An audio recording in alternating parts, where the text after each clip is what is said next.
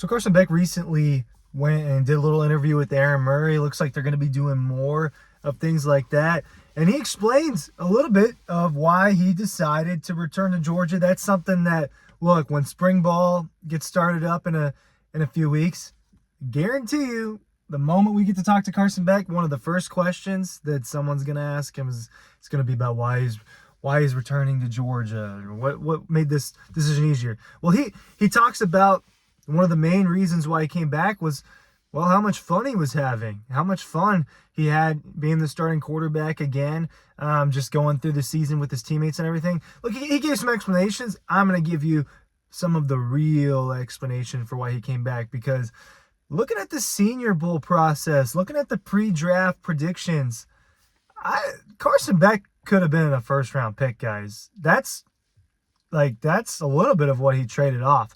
Now, did his meetings with his agents and talent evaluators and scouts, maybe their meetings, they came up with a different conclusion than what I have. But look, man, Bo Nix is being projected as a possible first-round pick. J.J. McCarthy is being projected as a possible, almost probable first-round pick. You're telling me Carson Beck couldn't have been during this pre-draft process? You don't think Carson Beck his stock would have only risen as the pre-draft process went through and he got to do interviews and workouts and throwing in front of coaches?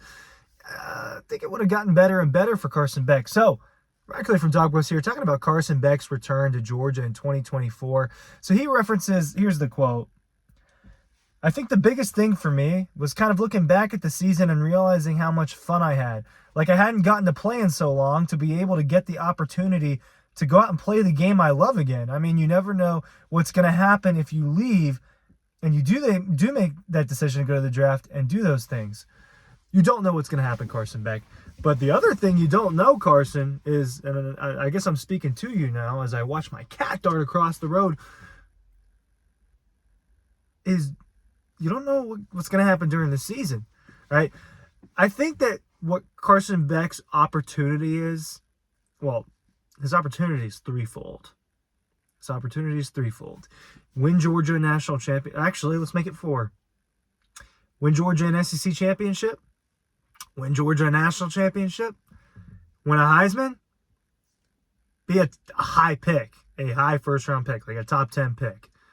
That means a lot more money in your pocket, Carson Beck. Being a first-round pick is a lot of money regardless. Those are the things that Carson Beck has an opportunity to accomplish and establish, along with less important things like breaking Georgia single-season records, right?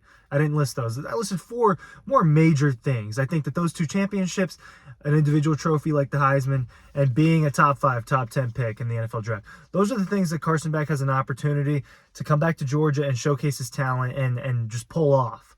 Now, you also risk all of that, right? Injury risk, not playing as well, right? I mean, I'm not predicting this, and I would be surprised if a lot of people predicted this, but there is a scenario where Georgia's just not as good and Carson's just not as good. Now, that's crazy talk in my opinion, but that's a thing that can happen. And so I think with Carson, it was a tough decision, I'm sure. I mean, I think leaving school and not leaving school, you're entering a new life, you're entering a new professional life, you're entering something where you don't have complete control over where you go. You don't really have much control at all, right? I mean, the only person that really has any semblance of control of where he goes is, I guess, Caleb Williams, and he doesn't. Because Caleb Williams doesn't get to decide if he's playing for the Bears or the Commanders or whoever it is at the end of the day that ends up taking him in that top 2. I think this is a good decision for Carson just because of the unknown, like you said, the unknown.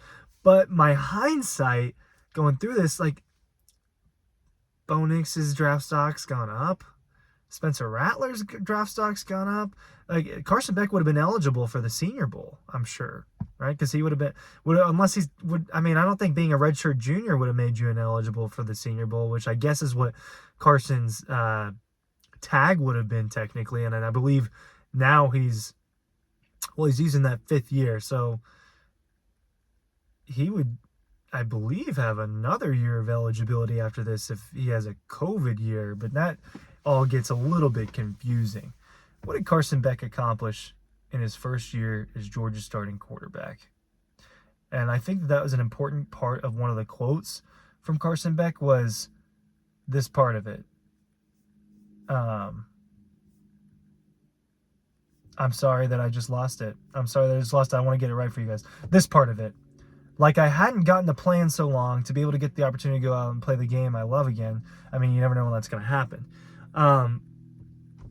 That's part of why it was impressive what Georgia's offense was able to do with Carson Beck and Mike Bobo. Not only was it Carson Beck entering his first year as the starter, and it had been years since he had played football like that, he was entering it with a new OC.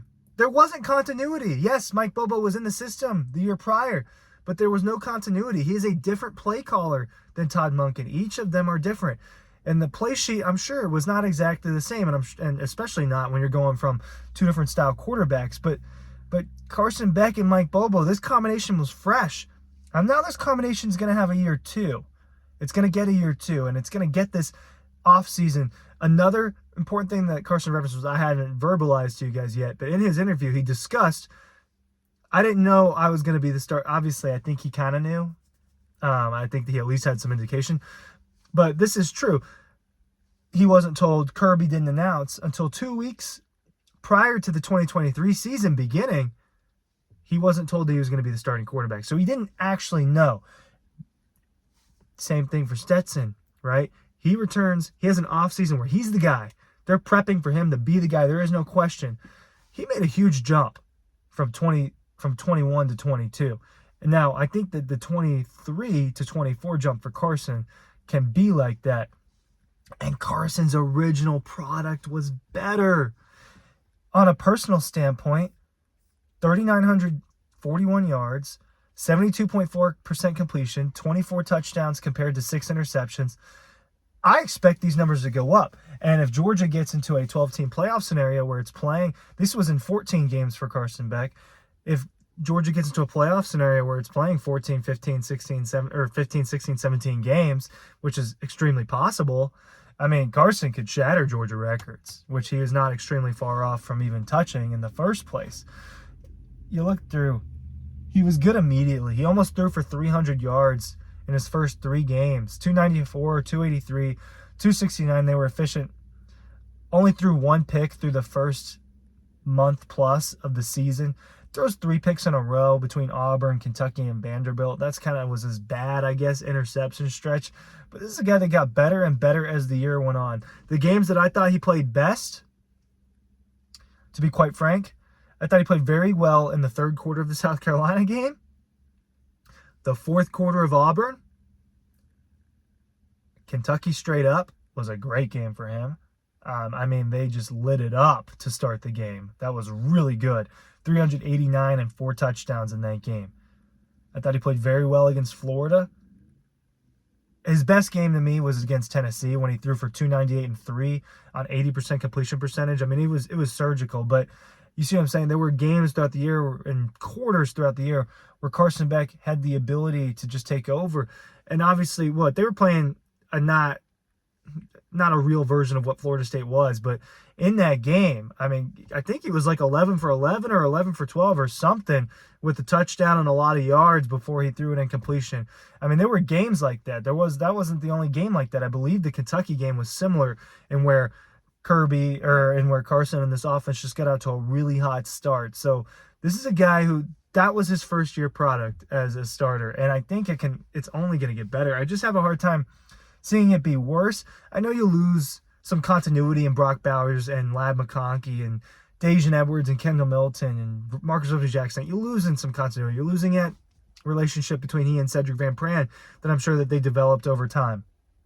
So there will be changes for Carson. He will have some new weapons. He'll have a new center, but he'll have new confidence, I'm assuming, and he'll have a year of experience under his belt that he just didn't have the year prior to that. So that's why I think it's really important for Georgia.